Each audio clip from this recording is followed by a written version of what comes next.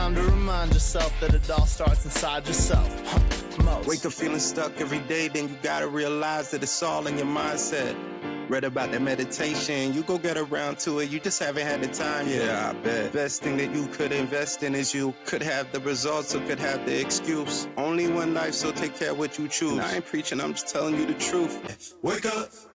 Hello, and welcome to Bombastik Broadcasting with Kat, Kim, and Sue. Welcome to the Bombastik Broadcast, where we believe on shining the light on all things bombastic and illuminating the folks who are stoking the bombastic fire in their soul, one broadcast at a time. Why are we doing this? Well, for fun's sake, of course. We all need more stoke, let's face it, and positive awareness to grow the vibration. So, with that, it is my honor to know and my pleasure to introduce you to our guest tonight, Anne Kershaw. Her name is Anne Kershaw. Her game is getting stoked on her action and love of the Antarctic and its polar wilderness. Her mission, save the continent. So with that, welcome to the Bombastik Broadcast. Anne, we're so happy to have you. Thank you, Kathy. Hi, Kim and Spot. Good to see everyone. Thank you for having me. I'm very excited to be on the broadcast. Happy to have you here. We are indeed. And we wanted to start off with kind of a big and broad question of how did a young girl from Glasgow land up in California saving the South Pole? That was quite a journey. So most Scots leave Scotland just because the weather's so bad. California, woohoo! Yeah, I left to start work in the Antarctic. I unfortunately lost my first husband, who had a small company that operated down there and was flying an aircraft with National Geographic when the aircraft crashed and he lost his life. Wow. And then just by default, I ended up with this little company because he didn't have a will. So I couldn't sell it. I couldn't give it away. And then thought, well, I'll go work for them for a while and see how it goes. And now 30 something years later, I'm still there. Wow. In the Antarctic. It's amazing. It is amazing. So that was the first time you thought about the Antarctic, was when you were with him. And what made you progress to what you're doing now, consolidating traffic and... Well, for the first time, I have to tell you a funny story. The first time I went to the Antarctic with Giles, who was my first husband, I came from Glasgow, not the inner city out in the suburbs, but had never been camping. I'd never camped, never been in a tent. So my first camping experience was the middle of Antarctica. Oh my goodness. That's fantastic. That's for life. So from that, I ran the little company for about 10 years and then sold it on. It became the second largest operation in the Antarctic, aircraft operation, next to the American government. So we did logistics for governments. We moved in private passengers. You know, the trips were hideously expensive. It's an expensive place to go to. And then I sold the company and moved on to working with an old friend of mine, Robert Swan. And he did programs again to the Antarctic, but this time by ship. And he would take young people from all over the world and did a sustainability and leadership course. So allowing people to get out into their communities and make a difference. You know, acknowledging that everything has to be relevant. You know, nobody in the middle of India who's struggling to make money cares what happens in the Antarctic. Right. So the idea is to take ideas and different things away with you that you can apply to your local community, your local country, and even your family. So just trying one step at a time to make a difference. And then latterly left that organization and then started a small foundation for the preservation of Antarctica. I made my living, my life from the Antarctic, and it just seemed like the right thing to do to give back. So I'm on a mission. There's 7 continents on Earth, and this little girl from Glasgow is going to try and save one of them. Love it. That's fair. Some people say one step at a time, but you say one continent at a time. All the same. Something along those lines. But it's been an exciting journey. You know, when I look back, I remember thinking, I'm going to go to London. One day, that's my dream. I will go to London. If someone had said, you'll go to the Antarctic, you'll travel the world, you'll do all these other things, I would have just said, that's crazy. So I think it's believing in those dreams, no matter how small, and then having the courage to think of a bigger one and keep moving. And you know, the road is tough, and days it's hard, and days you want to go backwards. But I think if you keep pushing forward, then you'll find, you know, where you were supposed to be on the planet and in life. So, Anne, we have to ask you how it was meeting the Queen, Queen Elizabeth. Tell us about that. One of the things, I don't know why, but I'm not really in awe of any particular. I'm hugely respectful of people that are talented, but I'm not really in awe of anyone. I like to believe, even though I came from a very simple background where my parents were very conservative, I never felt like, oh, this is great, I'd love to see this person or that person. But meeting the Queen was really special. I think that was extremely special for me. That must have been amazing. Yeah, and you know, just to be there, and you know, she was very polite. I thought she's probably just pin this medal on and say, off you go. And it is a medal given by your peers. So I think as a woman, really in a man's industry, for me, that was special. And you never find out it's anonymous who puts you forward, and they do a huge background check and do all these things. So in the UK, there's an OBE, an MBE, and then a knighthood. So to get something higher even than an OBE was really, really interesting. And to be the only person, not woman, the only person in the world ever to get this medal. Nobody's had it since. And it was aviation services in Antarctica. Wow. So it was very, very exciting. And again, you think, wow, this little girl from Glasgow just kept plowing forward. And at some point, you know, and I wasn't doing any of that for a medal. It was really exciting to be in front of the Queen. And, you know, my dad was there, who was really, you know, that's what your parents want, isn't it? Right, yeah. From the Queen.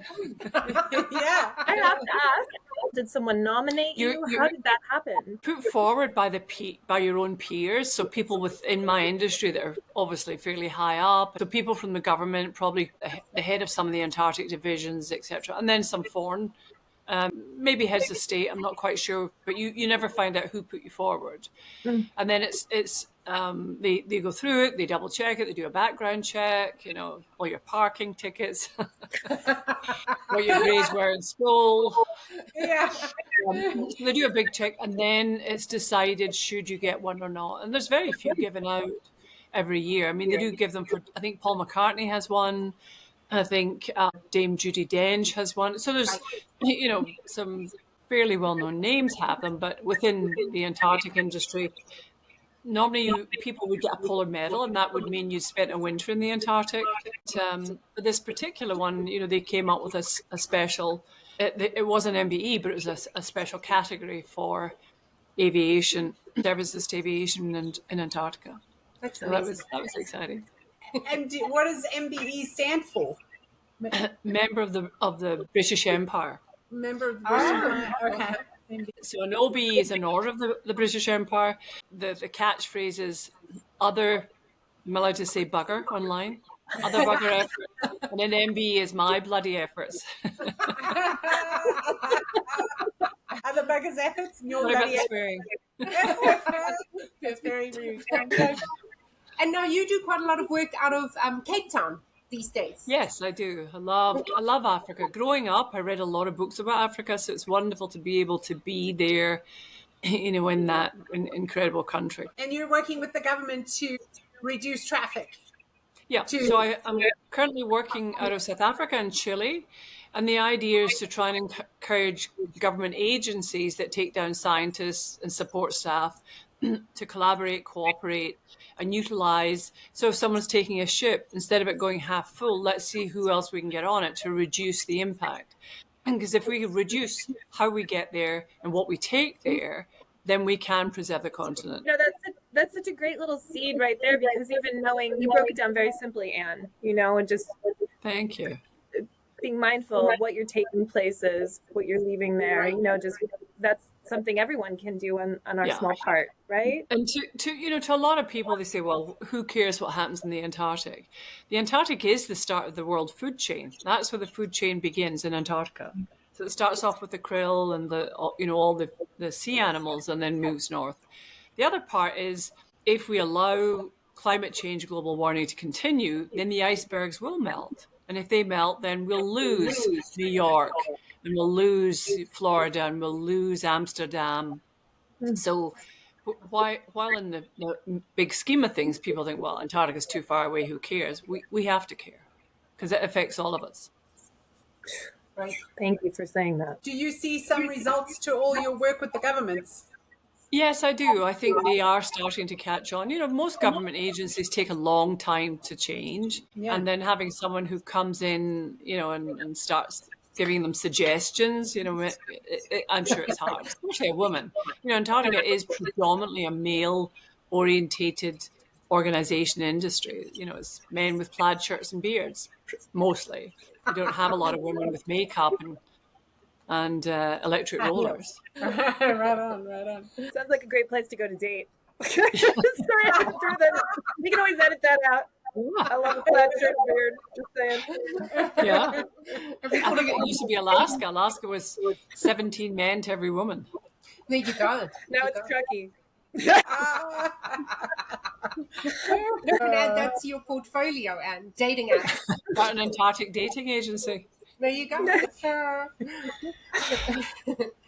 And you have 4 sons, and 3 of them are adopted. I like to think that I recycle in all parts of my life. Children, household waste. We're going to do it. Let's do it properly. Let's walk the walk. I like that. That's amazing. So yes, no, I have 4 boys. They're great. They're a big support system in different ways, But that's been a great part of my life. It's allowed me to, really understand other cultures and be more tolerant of, how people think and how they work. I have 1 from Thailand, 2 from Ethiopia, and a biological one that I think somebody just dropped off. The stork just came by. I think a lot of us are parents. A few of us are parents.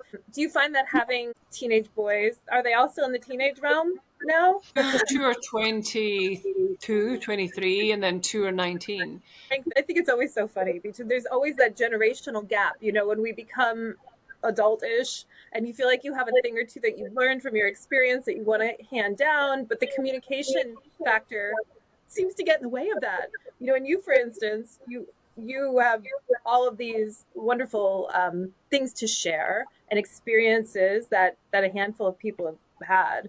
But can you convey that to the younger generation, even as a parent, or to people that aren't your children? Because I think that's where the beauty really comes in, if you can pass down some of that in an applicable way. I like to think on a level of applying ourselves to the planet and caring about the planet, then yes, they're there. I think that's a piece. I think this younger generation, the newer generation, and we as parents certainly spoiled them.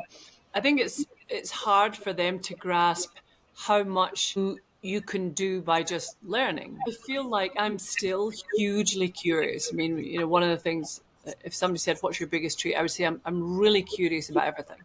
The boys will say it's nosy. I call it curious.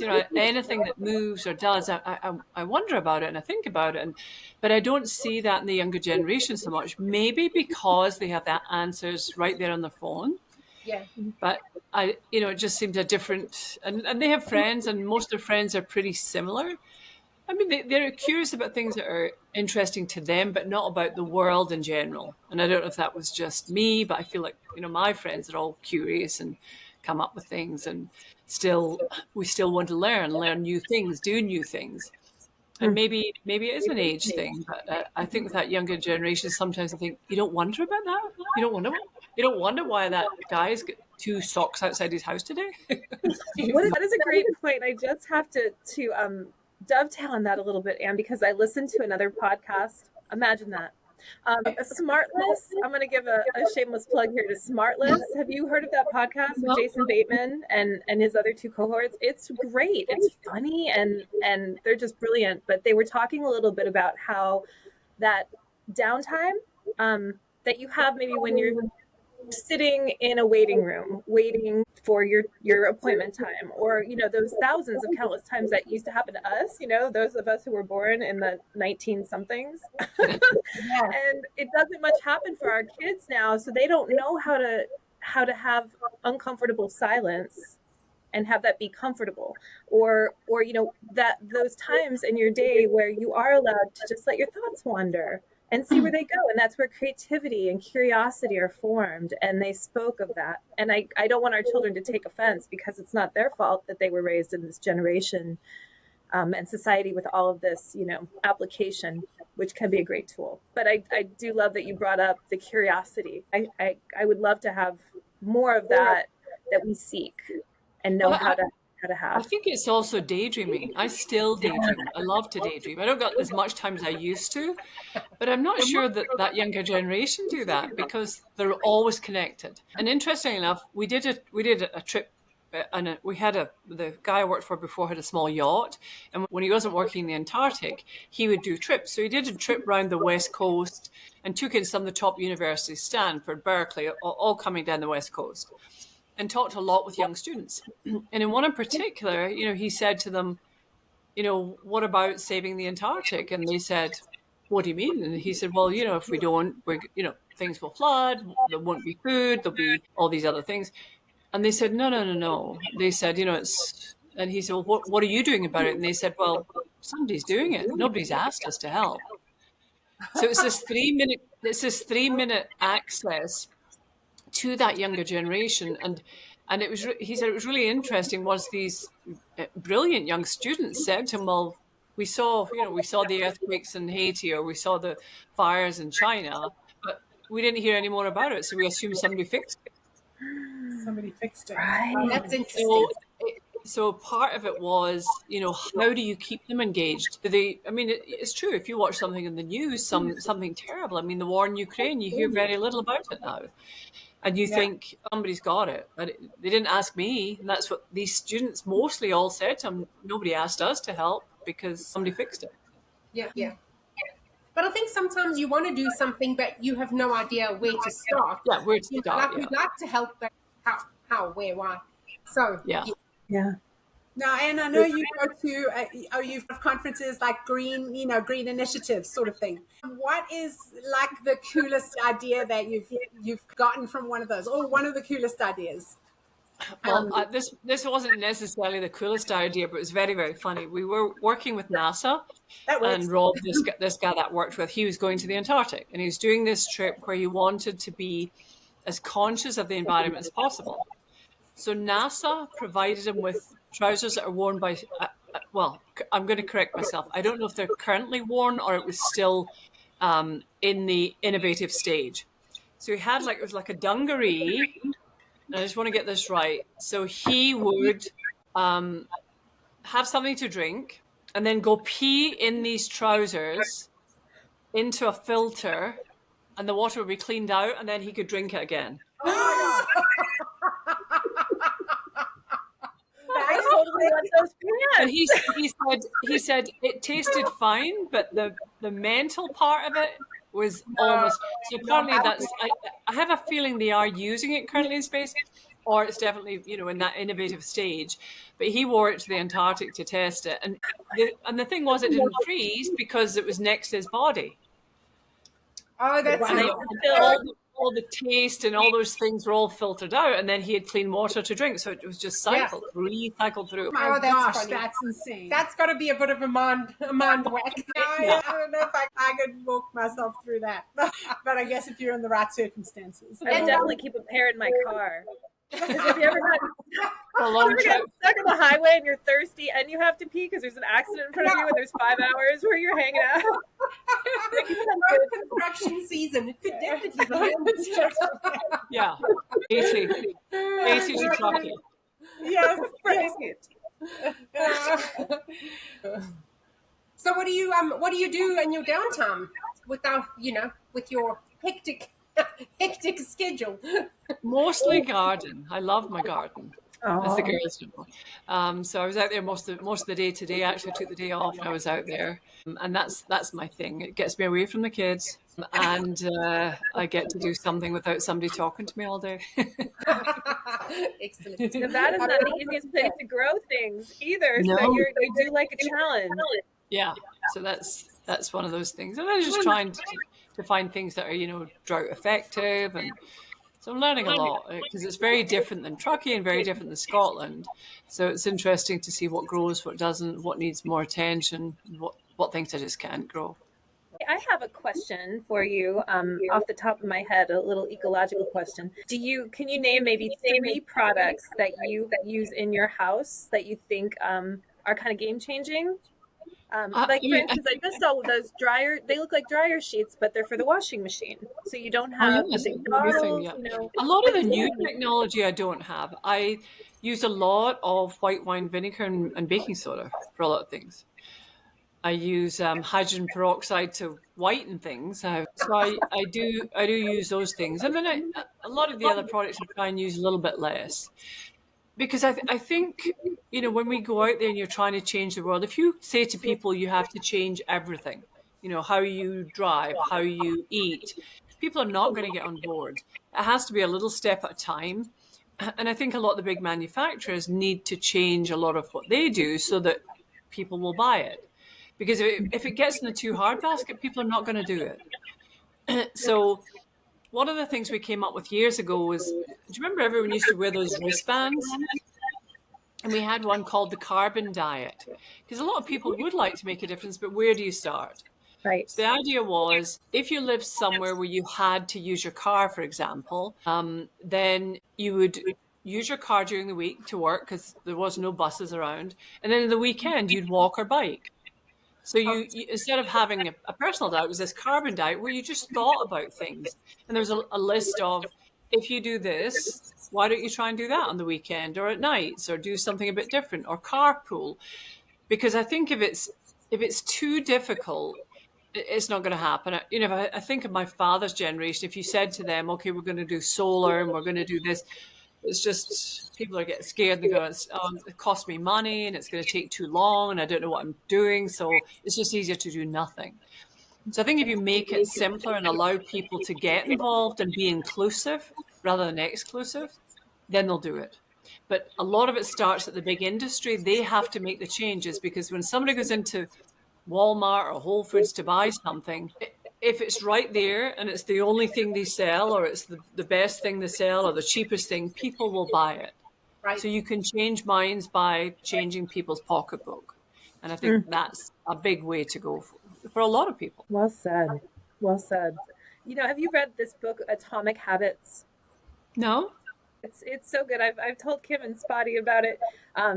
But put that on your list. The author is escaping me right now, but as soon as you look it up, I'm audibling it. And it talks a lot about how we're habit driven, but just making 1% change is in the right direction, because like you said, Anne, things do get so overwhelming, and sometimes we can let perfection be the enemy of good, but I have that in my head now since I've been turned on to this book in the last 3 months. And every day I just try to be one tiny fraction of a percent better in the right direction. And it really does make you feel like more is possible. Yeah. And I think a lot of it, I remember I read something about, I want to say it was at Berkeley. These 2 young students decided to do a bike repair at lunch times on breaks. People bring their bikes and repair them. And they charge like $2. And then they found that people, stopped coming and they weren't making money and they weren't quite sure. So then they offered it as donation only. And they made a fortune. So I think giving people choices, encouraging people to do things differently, and people do want to help. People are generally generous, kind, thoughtful. Made a fortune by offering it just donation only, whatever you want to give. And people gave. Yeah. That's amazing how that works. Incredible. Yeah. So what are some more baby steps? Because I'm always interested in that, like you said, things do become very overwhelming. We're in the age of over information, right? There's so much information. And if you've ever attended a conference or see a great podcast or something, you feel fired up, you feel stoked, and you're like, I'm going to do something right first thing tomorrow. So and what I learned from Kim and Spot, one of the things I learned was your day actually starts the night before. So for all of our friends who are bombastically watching this, and it is the night before, and you want to start a small habit change tomorrow in the right direction of things that Anne's speaking about, if you're as inspired as we are, Can you give them a little illumination into, one thing they can put on their list tomorrow to get in the direction of 1% positive change?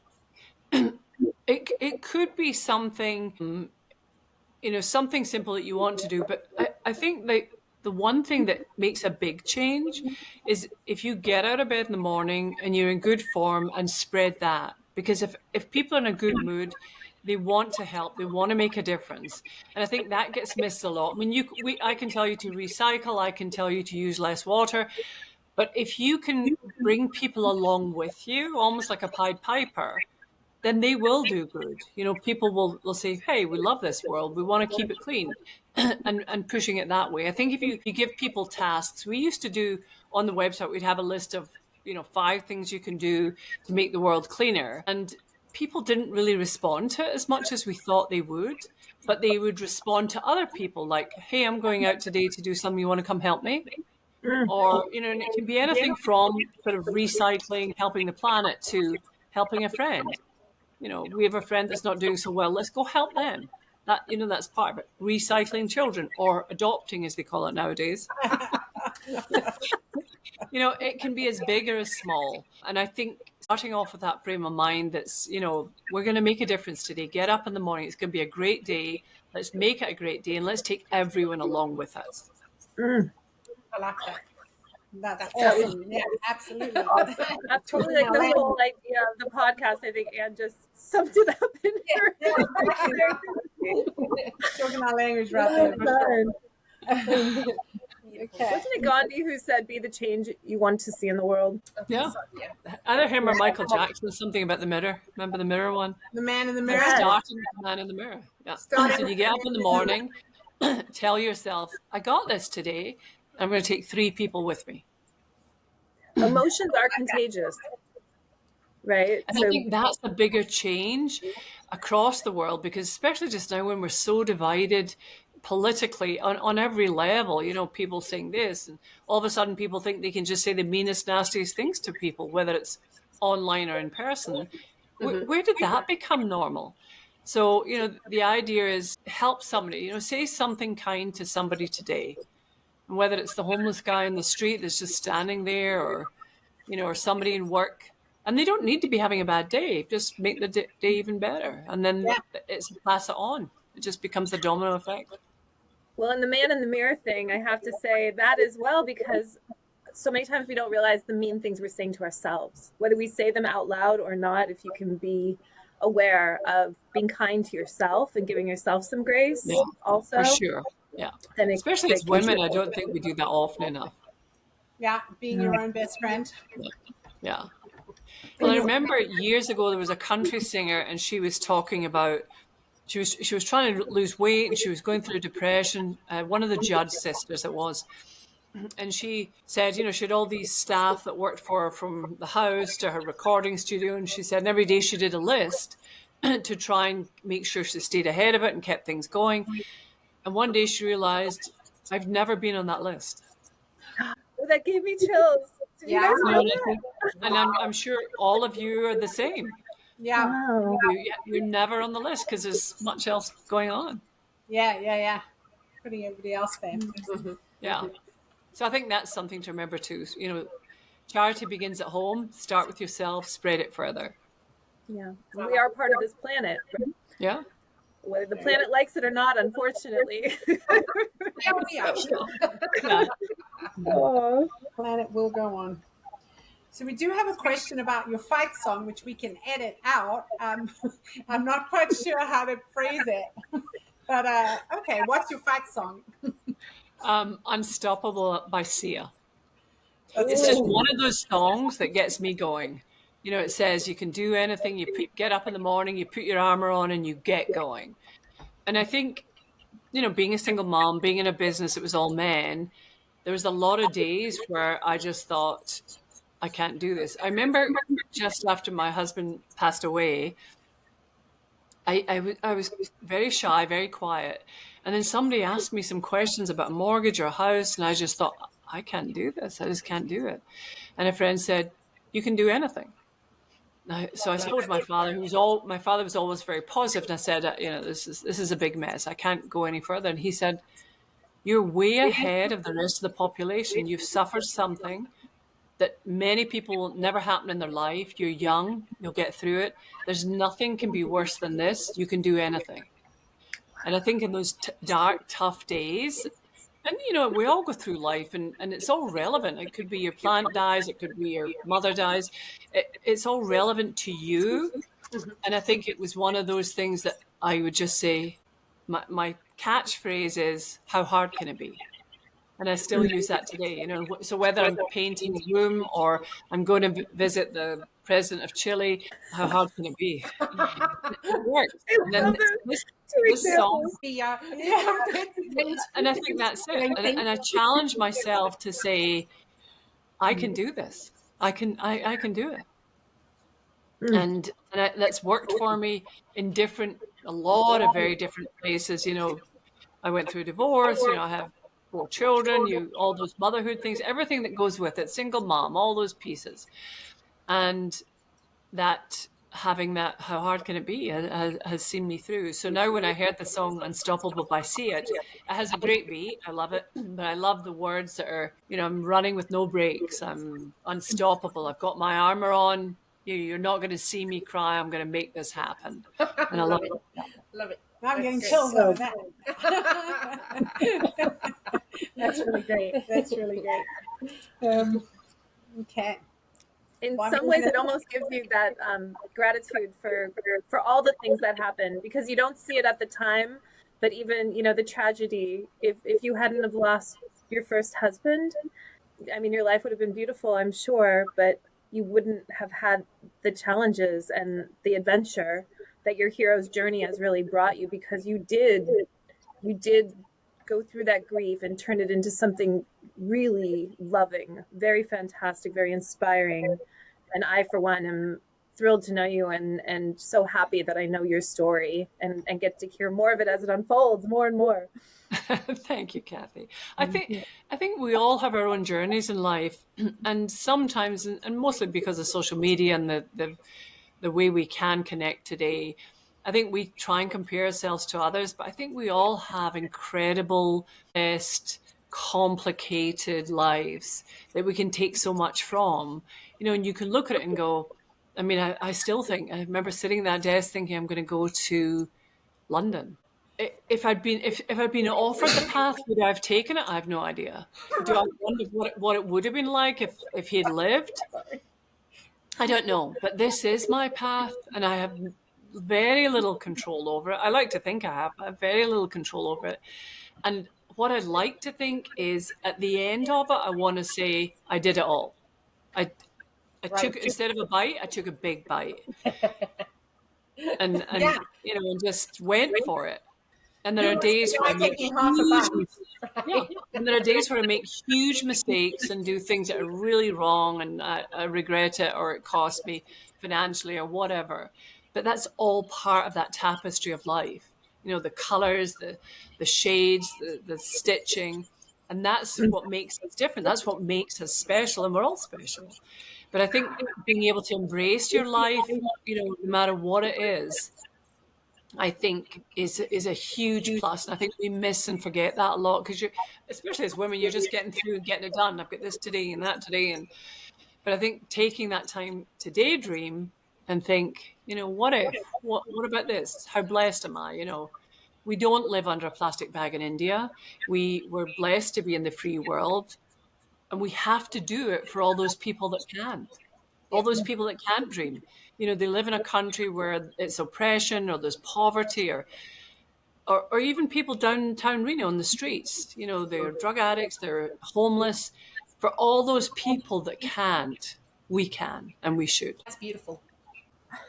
I'm going to go make my list for tomorrow right now. I got to go. It's so true, though. It's so true. And to remember even those failures, in order to learn and be teachable, to be teachable is a skill that also, a lot of us don't think about, because you just think of your degree, or you can do this, this, or this, and I'm skilled to do this, this, and this. But are you teachable? Are you interested enough to teach and to learn? And in order to learn, you cannot be too congratulatory of your wins or too shameful of your failures, because it takes both of those to learn, right? And I kind of hear that in what you say as well. No, I think your best friend are your mistakes. If you can't fail, you can't live. You have to be able to fail. Yeah. And I think a lot of the younger generation, I see it a little bit in my kids, and it probably caused as a parent, but that level of, oh, I might fail. But if you don't fail, you can't move forward. So mistakes are your best friend. And I Well, have the a lot crazy of it. thing is there's so many parents trying to stop their kids from failing, just trying so hard to not let their kids fail, which is so Yeah. crazy. Yeah. Well, I think I did it. When they were in elementary, let me help you with your project. Let me, because and as parents, everybody, Yeah. yeah. Yeah. So you do it and you do it, and then you're like, "Whoa, that was a mistake." So failure, mistakes, they're your best friend. And until you learn that, you're really not going to go much further. It's pretty inspiring. Time to crack open the new notebook, Anne. I thought you were going to say the beer, because I'm ready to crack At least something you're right already now. drinking. You're already, peace to the wind. Already dry here, yeah. That's what I forgot. I remembered everything else for tonight except for the bottle. It's all good. It's all It's good. a coffee. There we go. That's good. Let me use my water. Hydration, for sure. Okay. So we were going to ask if there's anything that we or the audience could do to support you on your journey, because one of our favorite sayings in Bombastic Broadcasting is a rising tide lifts all boats. So is there anything we could do to support you? I think, yes, by supporting each other. Give yourself a challenge each day to get up and be nice to someone, and ask your kids to pass that on too. I think if we become more caring, more thoughtful, the planet will be saved. So it's a domino effect. That is a really great It's a beautiful thought. I love it. I love how simple.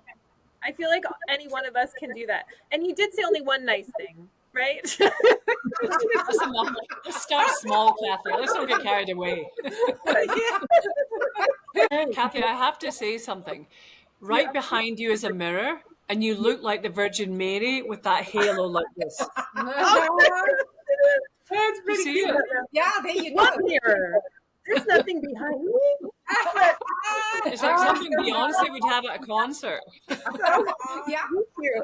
It's gonna be at the Reno Fashion Show. We'll make sure to put this one down the runway in some way. Girl, I love it. It belongs in Bridgerton. It looks like a Bridgerton kind of hairdo. Exactly. There you go. Love, Sorry. love me some sparkle. And this was wonderful. I mean, Thank so you, many thank you for having me. I hope Thank it you doesn't. so much, I Anne. hope it doesn't bomb the rest of them. Yeah, I don't know how anybody else is going to keep up with that wonderful interview. Fantastic. They had me at the Queen. Thank you, ladies, for having me today. It was a lot of fun. Good luck with all the other podcasts, and I'm going to be tuning in. That's it from Bombastic Broadcasting. Remember, be fabulous, be fun, and most of all, be fearless.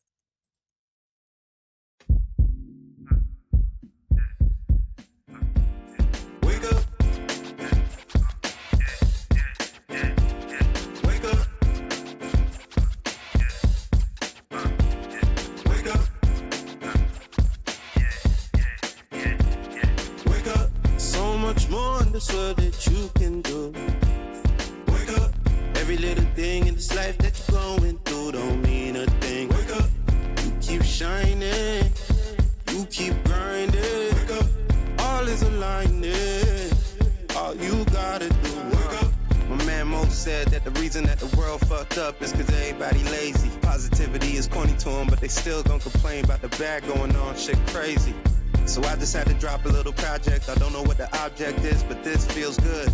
If you too hood for the good vibe, sorry I ain't got nothing for you. Why should I? You shouldn't. We out here doing the things that y'all wouldn't. Life could be a sweet ride, proof is in the pudding. These guys with the weak vibes, I'll show them where to put it. Down bad, I was looking for the answer. Mind all mad, taking over like a cancer. Canceled the sub plans, came from up above. Told me everything but doing, showing love, and I gotta wake up. So much more in this world that you can do. Wake up. Every little thing in this life that you're going through don't mean a thing. Wake up. You keep shining. You keep grinding. Wake up. All is aligning. All you gotta do. Wake up. I've been getting so high, head up in the clouds. I don't ever wanna come down, but I gotta wake up. Ain't enough time to be down. Bust a smile, cause it's yet another day that I'm allowed to wake up. Feeling blessed to be alive, man. Not long till we thriving. Take the time to remind yourself that it all starts inside yourself. Most. Wake up feeling stuck every day, then you gotta realize that it's all in your mindset. Read about that meditation, you go get around to it, you just haven't had the time. Yeah, I bet. Best thing that you could invest in is you. Could have the results or could have the excuse. Only one life, so take care of what you choose. And I ain't preaching, I'm just telling you the truth. Wake up. So much more in this world that you can do. Wake up. Every little thing in this life that you're going through don't mean a thing. Wake up.